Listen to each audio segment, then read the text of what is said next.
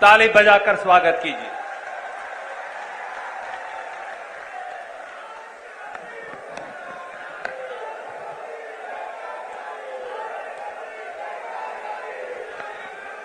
बहनों और भाइयों, सबसे पहले तो आप सबका बहुत बहुत स्वागत इस सभा में। मैं आपको दिल से धन्यवाद देना चाहती हूं कि कटाई का मौसम है और आप अपने खेतों को छोड़कर आज मेरी बातों को सुनने आए हैं। श्री रणदीप सिंह सुरजेवाला जी, कांग्रेस के महासचिव, कांग्रेस के प्रदेश अध्यक्ष श्री कमलनाथ जी,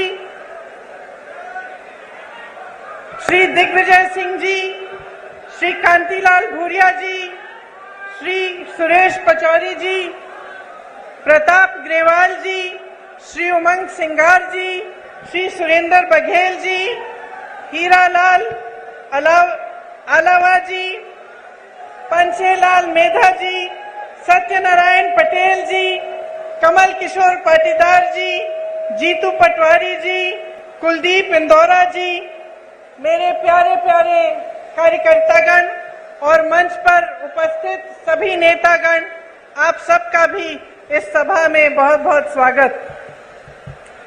आज आदिवासी समाज की गौरव, साहस का चिन्ह गोंडवाना साम्राज्य की महान वीरांगना रानी दुर्गावती जी की जयंती है। उन्हें मेरा शत शत नमन। जय जोहार। लोकनायक टंट्या मामा जी की जय। जय भीम। मेरे साथ एक बार जोर से बोलिए, हमू आखा एक छे। आदिवासी नायक भीमा नायक जी, शंकर शाह रघुनाथ शाह जी, बादल होई जी की विरासत को नमन। माही माता की कृपा से, कालका माता की कृपा से, अमका झमका माता की कृपा से आज मैं यहां आपके बीच आई हूं। यहीं पास में अमका झमका के दरबार में भगवान कृष्ण ने मां रुक्मिणी जी के साथ लीला रचाई थी। यहाँ मोहन खेड़ा का श्वेतांबर जैन मंदिर है, एक बहुत बड़ा तीर्थ स्थान है जहाँ देश भर से लोग आते हैं। ये महाराजा भोज की धरती है, शहीद महाराजा भक्तावर सिंह जी की धरती है, जिन्होंने हमारे पहले स्वतंत्रता संग्राम में अपने प्राणों का बलिदान दिया। यहीं पर आदिवासी समाज के और हमारे राष्ट्र नायक टंट्या मामा ने हमारी आजादी के लिए बलिदान दिया। यह संविधान निर्माता बाबा साहेब अम्बेडकर जी की धरती है। हमारी आजादी की लड़ाई के दौरान 1942 में भारत छोड़ो आंदोलन हुआ, जो धार जिले से में कालूराम विरुलकर जी ने आंदोलन का नेतृत्व किया। आजादी के बाद संविधान सभा में सदस्य बनकर उन्होंने भारत के संविधान को बनाने में बहुत योगदान दिया। महापुरुषों की धरती है। आज यहाँ खड़े होते हुए, उनका नाम लेते हुए, उनकी याद करते हुए मन में ये बात आती है कि हम इन्हें महापुरुष क्यों कहलाते हैं। इनमें और साधारण जनता में क्या फर्क था।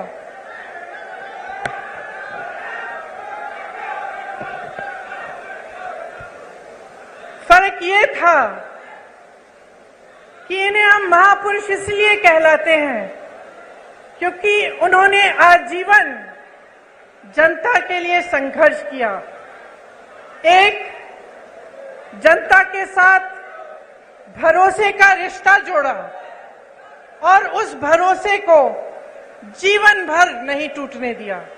इसीलिए आज भी उनके गुजर जाने के सैकड़ों साल, दशकों बाद हम उनकी याद करते हैं और उनको नमन करते हैं।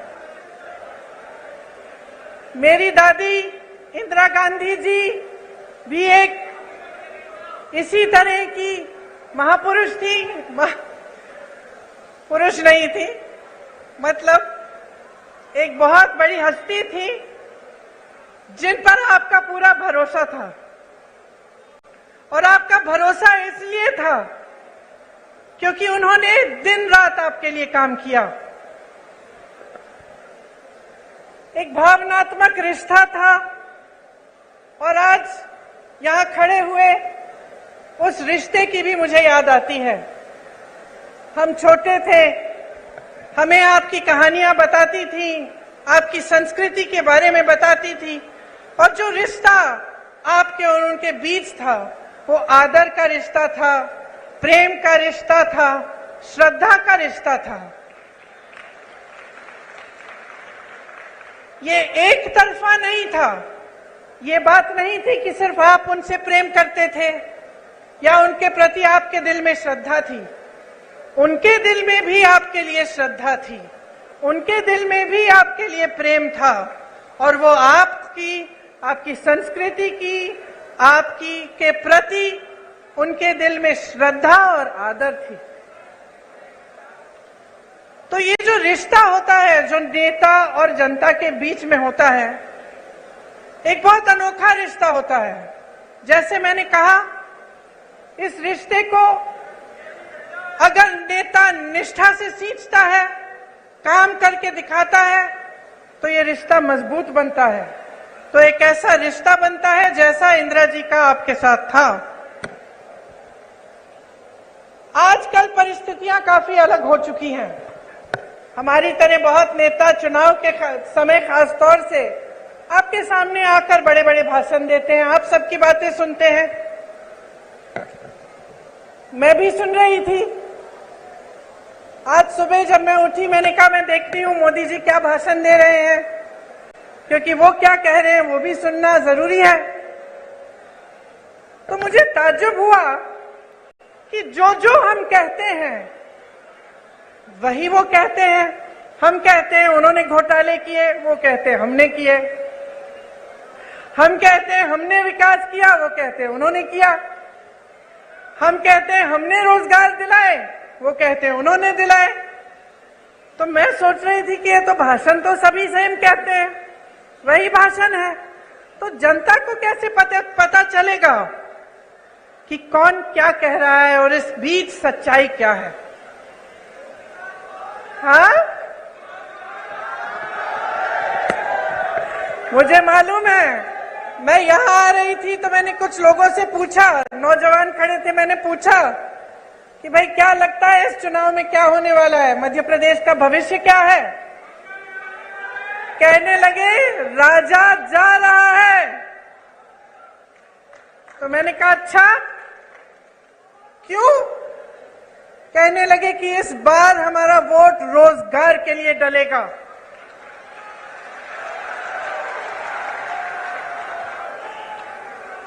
तो इसमें एक बात जो मैं इससे पहले कह रही थी वह स्पष्ट हो जाती है कि जब एक पार्टी का नेता आपके सामने कुछ कहता है, दूसरा वही चीज लगभग कह के जाता है, तो आपको पता कैसे चलता है कि कौन सच्चाई कह रहा है? पता आपको तब चलेगा जब आप अपने ही अनुभव पर उतरेंगे। आपका अनुभव क्या है? आपका जीवन क्या है? आपके संघर्ष क्या है? क्या महंगाई बढ़ी है पिछले 18 सालों में? बताइए। 10 गुना? पिछले 5 सालों में, 3.5 सालों में, जब से इनकी सरकार रही है तब से बढ़ी है कि घटी है? बढ़ी है।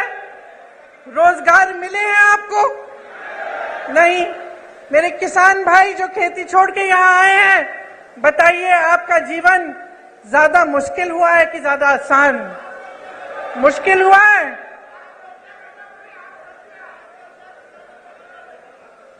आपको मालूम, आप कह रहे हैं किसानों की आत्महत्या 17,000 में, मैंने अभी एक आंकड़ा सुना कि लगभग 17,000 नवयुवकों ने आत्महत्या की है पिछले 18 सालों में।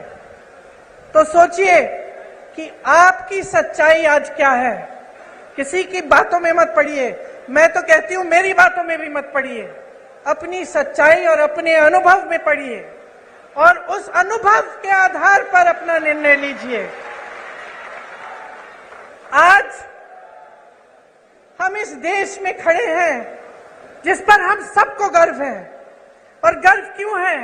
क्योंकि अगर आप आसपास के देशों को देखेंगे तो शायद हमारा एक देश है इन सारे आसपास के देशों में जो आजादी के बाद एक लोकतंत्र माना जाता था और जिसका लोकतंत्र हमेशा मजबूत रहा है। और ये लोकतंत्र हमारे संविधान में गढ़ा हुआ है। जिन्होंने हमारे संविधान को लिखा और बनाया, उन्होंने जीवन इस देश के लिए दिया। एक नहीं थे, बहुत सारे लोग थे हमारे स्वतंत्रता सेनानी। और हमें गर्व है आज अपने देश पर, जिसके संविधान में लिखा है कि हर जने को समान अधिकार मिलना चाहिए। हमारी कांग्रेस की सरकारों ने पंचायतों को सत्ता देकर यह अधिकार मजबूत बनाया। आज देखिए आज की परिस्थिति क्या है। आज तमाम पंचायतों को मुश्किलों में डाल दिया है और जहां हमने पंचायतों के लिए व्यवस्था लागू की, भाजपा सरपंचों के अधिकारों में कटौती ला रही है, आपको कमजोर कर रही है। राज्य भर में आज पटवारी 1 महीने से हड़ताल पर बैठे हैं। जितने भी काम आपको कराने पड़ते हैं सब काम रुक गए हैं। आप भटकते रहते हैं इधर से उधर। उनकी अपनी मांग है, उनको भी सरकार ने सहायता नहीं दी, वे हड़ताल पे बैठे हैं। ये स्थिति है आज यहाँ की। 18 सालों में 250 से ज्यादा, 250 से ज्यादा घोटाले हुए हैं। अगर हम उसकी लिस्ट बनाने चले तो हम यहाँ पे 2 घंटे के लिए खड़े रहेंगे। बच्चों के पोषण का घोटाला, मिड डे मील का घोटाला, बच्चों के एडमिशन का घोटाला, सर्व शिक्षा अभियान में घोटाला, स्कॉलरशिप में घोटाला, भर्ती की परीक्षाओं में घोटाला, नौकरियों में घोटाला, धार में यहाँ के डैम के बनाने में भी भ्रष्टाचार हुआ। इससे क्या पता चलता है आपको? आप अगर मेहनत करते हैं, खेती में काम में मेहनत करते हैं, कहीं नौकरी करते हैं तो किस लिए करते हैं? मेरी बहनें, आप घर पे मेहनत करती हो, सारा घर परिवार संभालती हो, किस लिए करती हो? अपने बच्चों की परवरिश के लिए करती हो ना, अपने बच्चों के भविष्य को सुरक्षित करने के लिए। हम हमेशा सोचते हैं कि हमारे बच्चे बड़े होकर हमसे कुछ ज्यादा ही करें। अगर हम खेती करते हैं, हम सोचते हैं कि चलो इसको पढ़ाएंगे लिखाएंगे, इसकी और हमारे से बड़ी ज्यादा नौकरी होगी। अगर हम कहीं पे नौकरी करते हैं, हम सोचते हैं चलो इसको और पढ़ाएंगे लिखाएंगे कि ताकि हमसे भी ज्यादा कमाएं, हम बूढ़े होंगे हमारी देखभाल करें। यही हमारा मकसद होता है। चाहे जितने भी लोग आज यहाँ बैठे हैं, सब चाहते हैं कि अपने बच्चों का भविष्य मजबूत हो, उनकी तरक्की हो। और जब आप सामने देखते हैं कि चाहे पाठशालाओं में, चाहे भर्ती में, चाहे आपकी नौकरियों में, चाहे कुछ भी हो, हर चीज में घोटाला भ्रष्टाचार है, तो कैसे मायूस होते होंगे? तो कैसे आपका दिल मजबूत बने और आप आगे बढ़ते चले जाएं? जब आपने किसी पर भरोसा किया, आपने अपना पूरा भरोसा एक नेता में डाला, एक पार्टी में डाला, और आपको पता चला कि 3.5 सालों से, उससे पहले भी जब इनकी सरकार थी, तो सिर्फ भ्रष्टाचार करते रहे। मैं जानती हूं कि आप में से कुछ लोग हैं जो सोचते हैं कि चलो खा रहा है, थोड़ा बहुत उसको खाने दो, हमारा काम तो करे, है कि नहीं? मैंने बहुत बार सुना है कि लोग कहते हैं चलो कोई बात नहीं, थोड़ा बहुत सब करते हैं, लेकिन कम से कम हमारा काम तो हो रहा है। मैंने बहुत बार कभी सुना है। लेकिन यहां तो परिस्थिति है कि खाए जा रहे हैं, आपका एक काम नहीं हो रहा है। आप अपने बच्चों को पाठशाला भी नहीं भेज सकते, ये जानने के बिना कि वहां पे भी भ्रष्टाचार हुआ है। यहाँ व्यापम का घोटाला हुआ, 50 से अधिक लोगों की मौत हुई। इन्होंने जांच कराई। ये जो ईडी ये सबके घर भेज देते हैं एजेंसियों को, पता चला कि किसी ने इनके खिलाफ कुछ कह दिया, लिख दिया, एकदम ईडी पहुंच गई उनके घर। अरे यहां तक कि फिल्मों के अभिनेताओं के घर भी कल परसों ईडी पहुंच गई। यहां पे क्यों नहीं पहुंची? यहां जो इतने बड़े घोटाले हुए हैं, इनके अधिकारियों के घर में क्यों नहीं पहुंची? इनके नेताओं के घर में क्यों नहीं पहुंची? तो ये सवाल आपको पूछने हैं।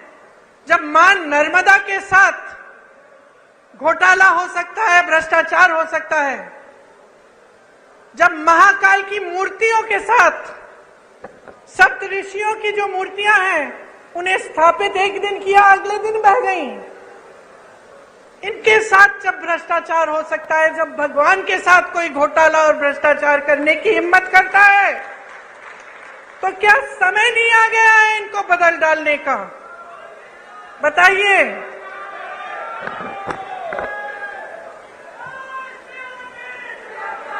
देखिए,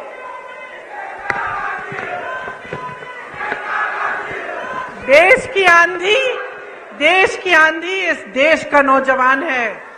जाग जाओ मेरे भाइयों और बहनों।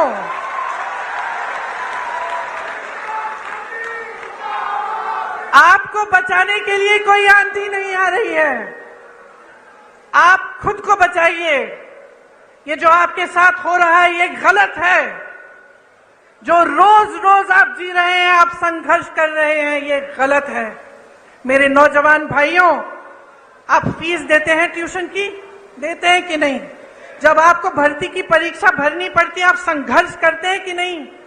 माता पिता आपके लिए खेती करते हैं, नौकरी करते हैं, संघर्ष करके आपके लिए पैसे इकट्ठे करते हैं कि आपकी फीस भरेंगे कि नहीं?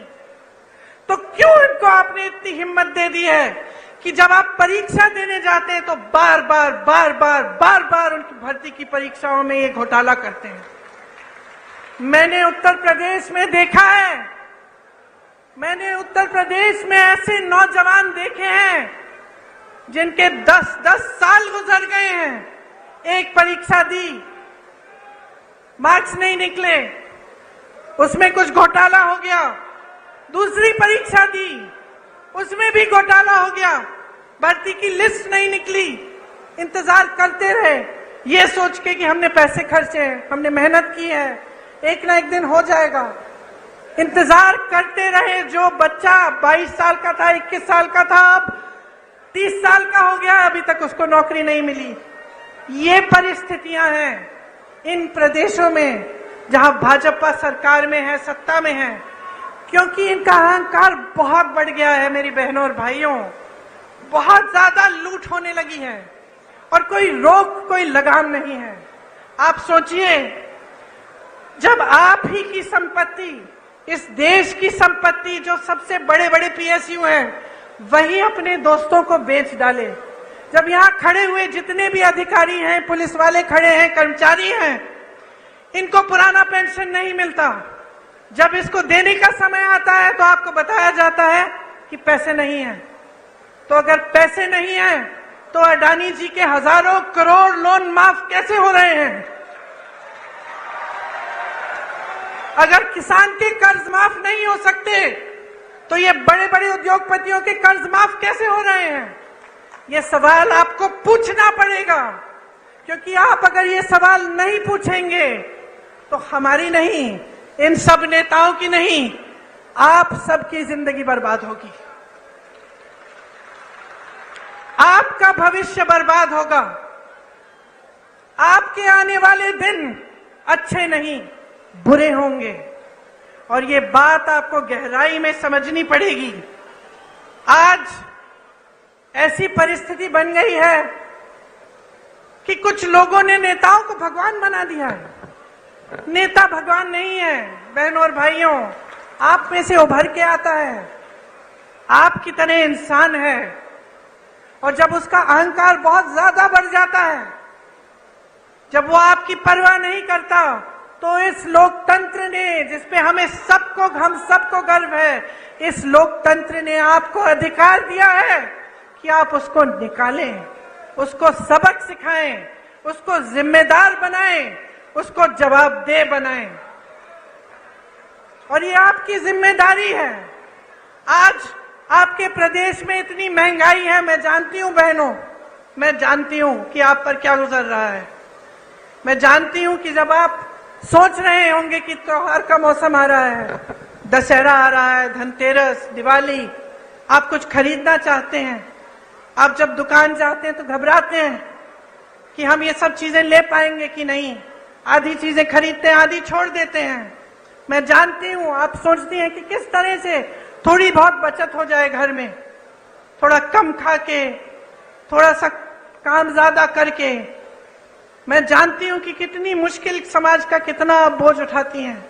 आपको बताया जाता है कि राशन हमने मुफ्त कर दिया, वाह वाह वाह, बहुत बढ़िया। वहां हजारों करोड़ के लोन मुफ्त में मिल रहे हैं, यहां राशन पे हमें आपसे हाथ जोड़ना पड़ रहा है। इन्होंने कहा कि राशन आपको मुफ्त में दे रहे हैं। अब आप सोचिए, मैं एक राज बताती हूं आपको। जब कांग्रेस की सरकार थी तब आपको राशन कितने में मिलता था? 60 रुपए में। उस समय गैस का सिलेंडर कितने का था? 425 रुपए। तो मतलब 485 रुपए में लगभग आपको राशन भी मिल जाता था और आपको सिलेंडर भी मिल जाता था। अब ये कहते हैं इन्होंने राशन मुफ्त कर लिया, जैसे बहुत बड़ा एहसान कर लिया आप पे।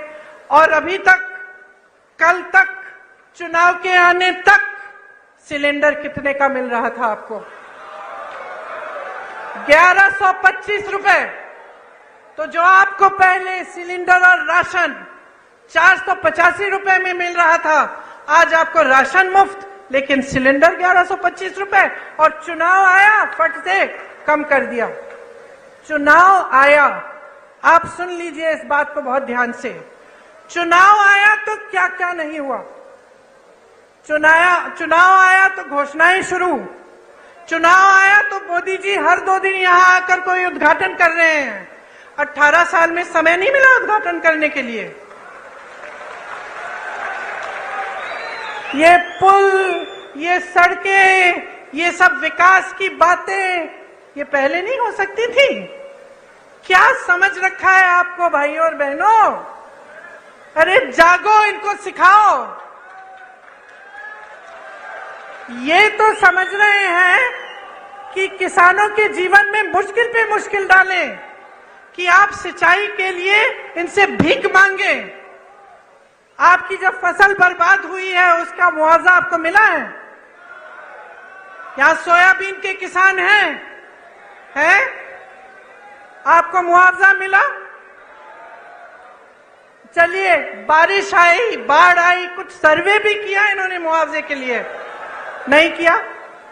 अब देखिए चुनाव आ रहे हैं, देखिए क्या पता कुछ मुआवजा भी दे दे। चुनाव के बाद करेंगे नहीं करेंगे ये मत पूछिए मेरे से। फसल बीमे में घोटाला, तो हर तरफ घोटाला। तो आप बताइए इसका इलाज क्या है? आज बेरोजगारी चरम पे है कि नहीं है ना? आपको मालूम है कितने पद खाली हैं? मैं बताती हूं, सुनिए। शिक्षकों के करीब 70,000 पद खाली। विश्वविद्यालयों में 75% पद खाली। सामुदायिक स्वास्थ्य केंद्रों में डॉक्टरों के 90% से ज्यादा पद खाली। ग्रामीण सामुदायिक स्वास्थ्य केंद्रों में सर्जन के 90% से ज्यादा पद खाली। महिला रोग विशेषज्ञों में 90% से ज्यादा पद खाली। फिजिशियन, जो डॉक्टर होते हैं, जो सारी बीमारियां समझ जाते हैं, 90% से ज्यादा पद खाली। बच्चों के डॉक्टर 90% से ज्यादा पद खाली। पूरे प्रदेश की सीएचसी में एक भी आंख का डॉक्टर नहीं है। मोतियाबिंद होती है, आंख में तकलीफ होती है, कहां जाएंगे? कहां जाएंगे? प्राइवेट में जाएंगे। प्राइवेट में चले जाते अगर पैसे कमाने का मौका दिया होता आपको। लेकिन इन 3.5 सालों में और उससे पहले जितने सालों का इनका राज रहा है, आपको कमाने का मौका कहां दिया? जहां जहां से रोजगार बनना था, चाहे बड़े बड़े पीएसयू इन्होंने बेच दिए, छोटे छोटे उद्योग पे जीएसटी थोप कर, नोटबंदी करके उन्होंने ठप करा दिए। मुश्किल में है जितने भी मेरे दुकानदार भाई यहाँ बैठे हैं या छोटे छोटे उद्योगपति हैं, वो बताएंगे आपको कितनी कमाई हुई है। जीएसटी भरते भरते भरते भरते उनको समझ में ही नहीं आ रहा है किस चीज की क्या जीएसटी है, उनको खत्म कर दिया। खेती किसानी में रोजगार पैदा होता था, मनरेगा होता था आपके गांव में, वहां पे रोजगार बंद। तो रोजगार देंगे कहां से आपको? आपको कमाने का मौका नहीं दे रहे हैं, लेकिन आप पे महंगाई इतनी थोप रहे हैं कि आपका जीना मुश्किल हो गया है। बट ये सब बातें मैं आपको यहाँ इस मंच पे खड़े होकर समझा रही हूँ। आप सबको तो पहले ही मालूम है, जी आप रहे हैं, संघर्ष आप कर रहे हैं अपने बच्चों को स्कूल भेजने के लिए, उनकी किताबों को खरीदने के लिए, उनकी फीस भरने के लिए, उनकी भर्ती की परीक्षाओं के लिए, उनकी नौकरियों को, इंटरव्यूज के लिए। ये सब काम आपके ही समर्थन से आपके बच्चे कर रहे हैं, लेकिन करने के बावजूद कुछ नहीं मिल रहा है। इसीलिए मैं आपसे कहना चाहती हूं कि आप इंदौर संभाग के हैं, आप जानते हैं कि पिछले 18 सालों में यहां कोई नई यूनिवर्सिटी नहीं बनी है कि नहीं बनी? कोई नया अस्पताल बना? कोई मेडिकल कॉलेज खुला? तो क्या कर रहे हैं ये? मोदी जी यहां आते हैं, आजकल तो शिवराज जी का नाम लेने से भी शर्म कर रहे हैं, उनका नाम ही नहीं लेते, कहते मुझे वोट दो। और वो तो आपके सीएम बनने वाले नहीं है। मैंने आपको बताया, मैं भाषण सुन रही थी उनका, 50 मिनट में 50 बार कांग्रेस का नाम लिया। तो कांग्रेस के जो कार्यकर्ता हैं, खुश हो जाओ भाई, खुद नाम लेने के बजाय वो नाम ले रहे हैं आपका। मैं तो कहती हूं, छोटी हूं उनसे, कम अनुभव है, उम्र भी कम है, लेकिन एक छोटी सी सलाह दे देती हूं, जितनी बार कांग्रेस का नाम 50 मिनट के भाषण में लेते हैं, विकास का नाम ले लीजिए। ये बता दीजिए कि 18 सालों में आपने इंदौर के लिए क्या किया, आपने मध्य प्रदेश की जनता के लिए क्या किया, कितने रोजगार बनाए, कितने घोटालेबाजों को पकड़ा, कितनों के पीछे ईडी डाल दी, कितने जेल में हैं, किसानों के लिए कितनी राहत दी, कितनी बिजली फ्री दी। लेकिन ये बात नहीं कर सकते, इनमें हिम्मत नहीं है, क्योंकि काम नहीं किया है। इसीलिए मैं बार बार भरोसे की बात करती हूं, मैं बार बार कहती हूं, देखिए बहने, एक नया बिल लाए संसद में, महिला आरक्षण बिल, खूब वाह वाह हुई पूरे देश भर में। जितने भी विपक्षी दल हैं, हमने भी समर्थन किया कि चलो ये बहुत अच्छा कदम है। बड़ी बड़ी घोषणाएं हुई, टीवी पे इश्तिहार हुए, सब कुछ हुआ, मोदी जी की बड़ी वाह वाह हुई। फिर क्या पता चला कि 10 सालों के लिए ये लागू ही नहीं होगा। इससे पहले जाति जनगणना करनी पड़ेगी, उससे पहले परसिमन करना पड़ेगा, 10 साल लगेंगे। तो फिर इस घोषणा का मतलब क्या है? इन चुनाव के लिए फिर से मतलब क्या है? आप महिलाओं को मजाक समझ रहे हैं? आप समझ रहे हैं कि महिलाओं को आप कुछ भी कह दें और हम अंधे होकर आपको वोट देंगे? हमारा अधिकार है ये हमारा अधिकार है कि हमें आरक्षण मिले, हमारा अधिकार है। ये कोई एहसान नहीं कर रहा है हम पे। और जिस तरह इस देश के एक एक वासी का अधिकार है, इस संविधान में है कि हर चीज के लिए समान अधिकार होना चाहिए, तो फिर जाति जनगणना क्यों नहीं हो रही है? जब इसकी बात उठती है तो ये चुप क्यों हो जाते हैं? आपने देखा बिहार में सर्वे हुआ, सेंसस हुआ, क्या पता चला कि ओबीसी, दलित और जनजाति संख्या कितनी है इनकी? 84% प्रदेश में। तो बताइए, बड़े बड़े पदों में जहां सबसे ज्यादा लाभ होता है क्या, जहां सबसे ज्यादा सत्ता होती है, उन पदों में क्या 84% इन जातियों के लोग हैं कि नहीं? बताइए, होने चाहिए कि नहीं? तो जब ये बात उठती है तो ये चुप क्यों हो जाते हैं? आप सब आदिवासी समाज के हैं, यहां से आपको पलायन करना पड़ता है, सच बात है कि नहीं?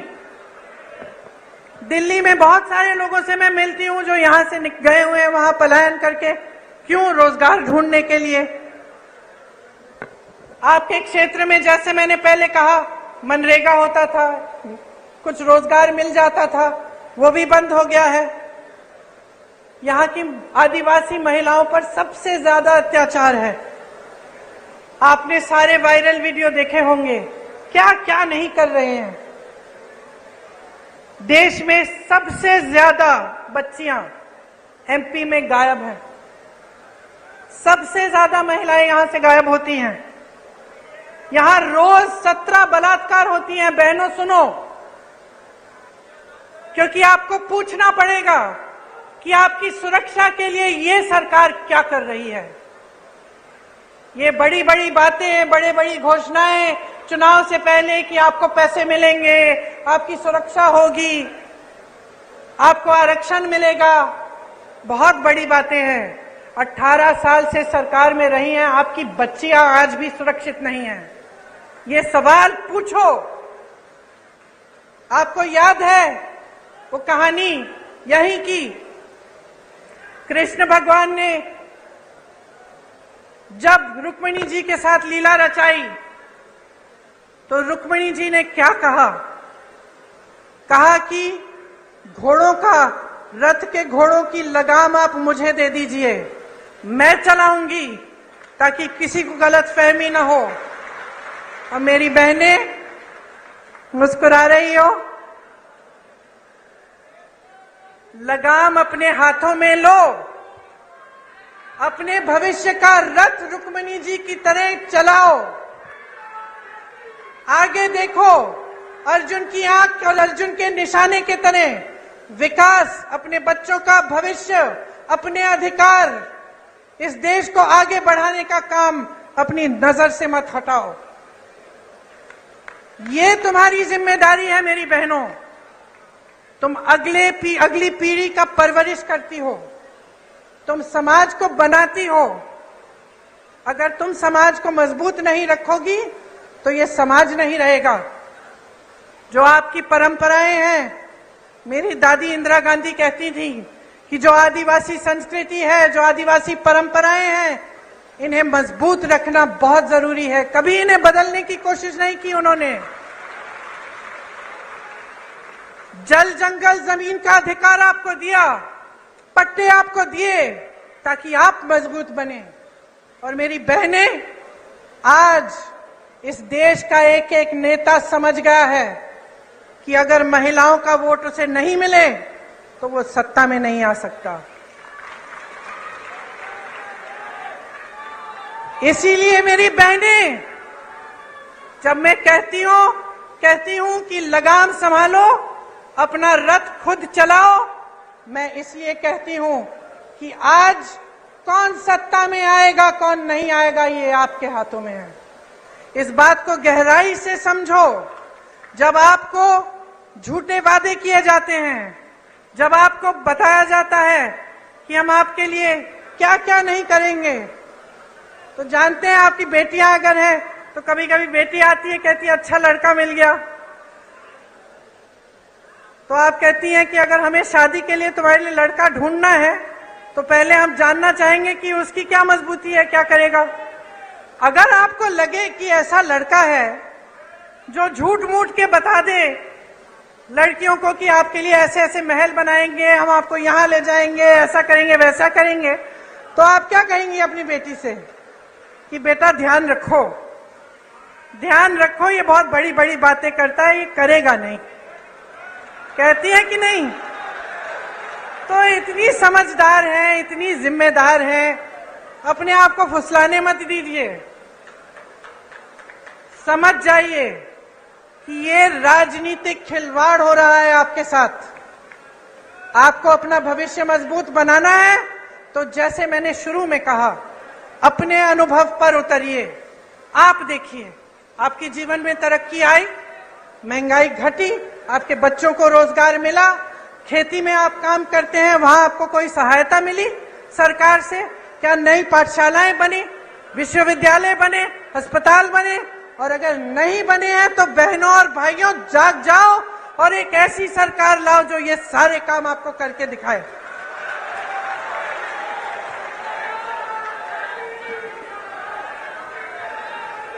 शिशुपाल के अत्याचारों का घड़ा भर गया है,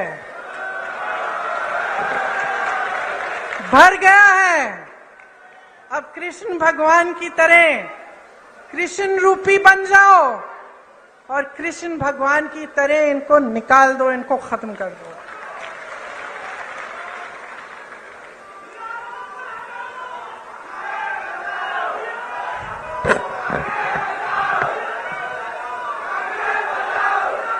डेढ़ सालों में,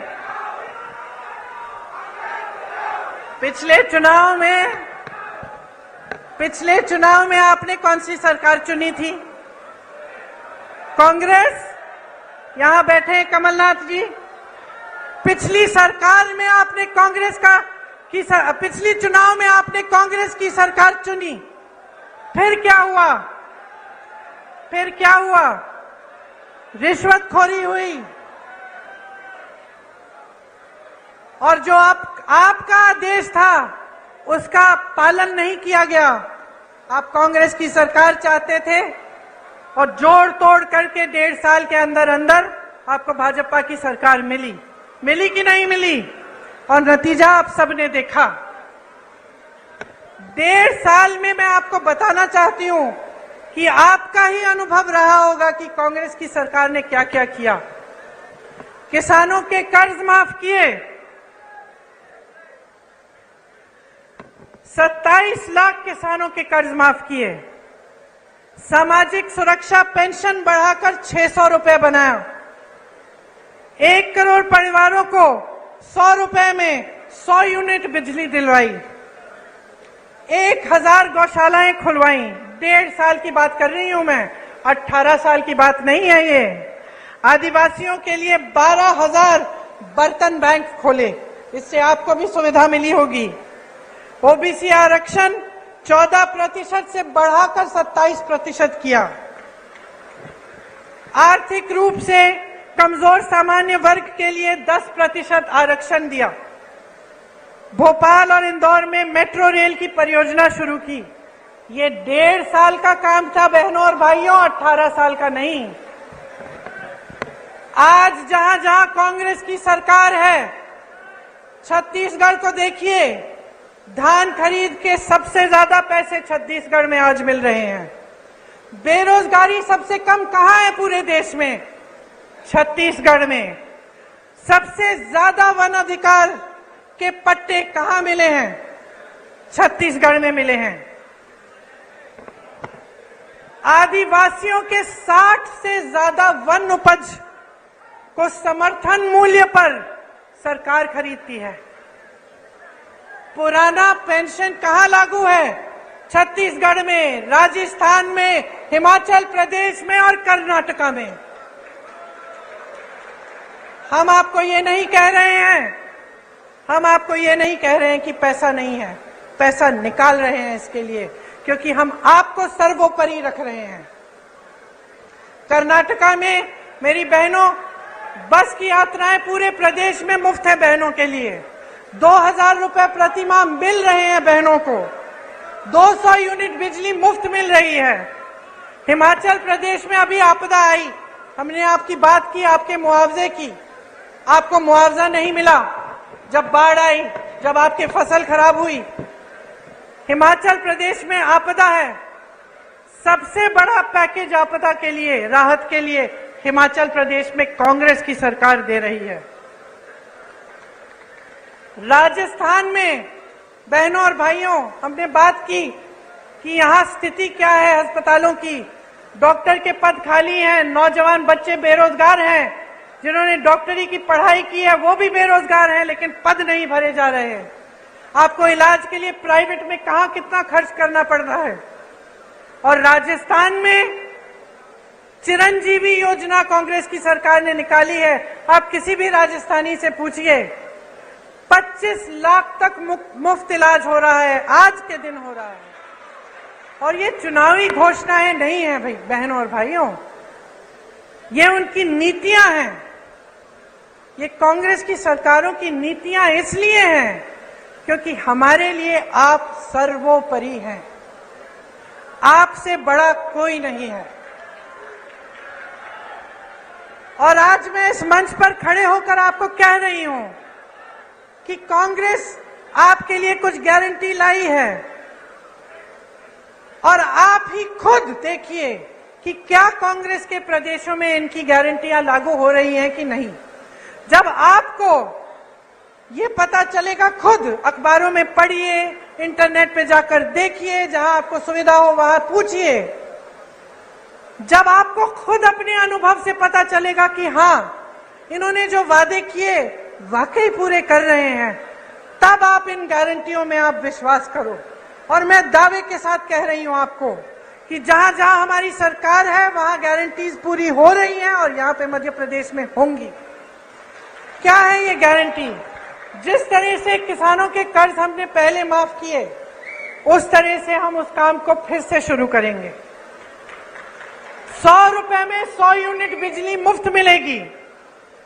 200 यूनिट बिजली के लिए जो बिजली का बिल है वो आधा होगा, हाफ होगा। पुरानी पेंशन यहां मध्य प्रदेश में लागू की जाएगी। आपको गैस सिलेंडर हम 500 रुपए में दिलवाएंगे। महिलाओं को 1500 रुपए प्रति माह मिलेगा, आपके खाते में जाएगा मेरी बहनों। और 5 हॉर्स पावर सिंचाई की बिजली भी किसानों को मुफ्त मिलेगी।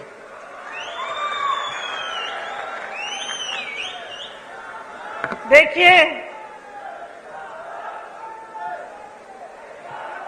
आपने मेरी बातें बहुत ध्यान से सुनी, और मैं यहां खड़े होकर ऐसी कोई बात भी नहीं करना चाहती जो सही नहीं है। दूसरी पार्टियों के बारे में नकारात्मक बातें करना, उल्टी सीधी बातें करना आसान है। अपने काम और अपनी पार्टी, अपनी सरकारों के अनुभव, उनके विवेक, उनके कार्यों के आधार पर बात करना मुश्किल होता है। मुश्किल क्यों? क्योंकि फिजूल की बात नहीं कर सकते। मैं यहां खड़ी होकर ये नहीं कह सकती कि भाई राजस्थान में चिरंजीवी योजना है, 25 लाख का मुफ्त इलाज है, अगर नहीं होगा तो। क्योंकि आप में विवेक है, आप जान लेंगे कि भाई यहां पे खड़े होकर सब फालतू की बातें करते हैं। तो यहां खड़े होकर मैं सिर्फ वो बातें करना चाहती हूं जो सच्चाई है, जो हमारे अनुभव की बातें हैं, और जिन बातों की सच्चाई आप खुद खोज सकते हैं। तो यहां खड़े होकर सबसे बड़ी बात मैं आपसे क्या कहना चाहती हूं कि देखिए, ये देश आपका है, ये देश आपका है, ये प्रदेश आपका है, ये भविष्य आपका है, ये आगे वाली पीढ़ी, ये नई पीढ़ी आपकी है। तो जिम्मेदारी भी आपकी है, कांग्रेस पार्टी भी आपकी है, हम सब भी आपके हैं। तो ये एक बहुत बड़ी जिम्मेदारी है, इसको हल्के में मत लीजिए। आपको संविधान ने सबसे बड़ी शक्ति दी है, वो आपकी शक्ति है, जनता की शक्ति है।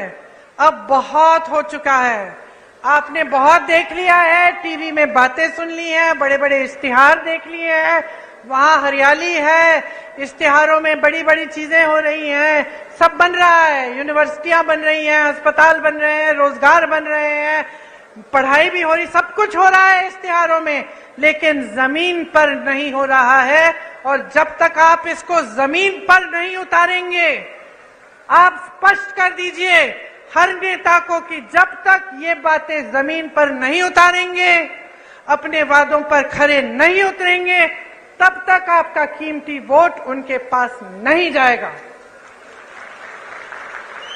और मैं ये दावे के साथ कह सकती हूं कि अगर आप सोच समझ के अपना वोट देंगे, अगर आप वाकई अपने भविष्य को बनाने के लिए और ऐसी बातों में नहीं पड़ेंगे जिनसे आपके जज्बात जुड़ जाते हैं, क्योंकि बहुत चालाकी से चुनाव के समय आपके जज्बातों को जोड़ा जाता है। धर्म की बातें होती हैं, जाति की बातें होती हैं, ऐसी बातें होती हैं कि आपको बुरा लगता है कि भाई अगर हम वोट नहीं देंगे कहीं हमारे धर्म पे आंच ना आ जाए, कहीं हमारी जाति पे आंच ना आ जाए। लेकिन यह आपको गुमराह करने का तरीका है। तो जैसे मैंने कहा, अपनी आंख अर्जुन की तरह निशाने पर रखिए। निशाना आपका भविष्य है, निशाना मध्य प्रदेश का भविष्य है। मेरी बहनों, निशाना आपका भविष्य है। इससे आंख मत हटाओ और आप जिस दिन चुनाव में वोट डालने जाएंगे उस दिन याद रखो मेरी बातें। ये वोट आपके लिए जाना चाहिए, आपके मध्य प्रदेश के लिए, आपके भविष्य के लिए और आपके बच्चों को मजबूत बनाने के लिए। और मैं दावे के साथ कहती हूं कि अगर आप इस तरह से सोचेंगे, अगर आप पूरे विवेक से और अपने ही अनुभव से अपना वोट डालेंगे, तो आपका एक एक वोट आज कांग्रेस पार्टी को जाएगा। क्योंकि इस देश को मजबूत बनाने वाली, इस देश को स्वतंत्र बनाने वाली, इस देश को एक रखने वाली, इस देश में विकास लाने वाली एक ही पार्टी है, कांग्रेस पार्टी। भाइयों और बहनों, अब खेती में वापस जाने का समय आ गया है। मैं आपको और कष्ट नहीं दूंगी। आपको बहुत बहुत धन्यवाद देती हूं कि आपने इतनी प्यार से मेरी बातें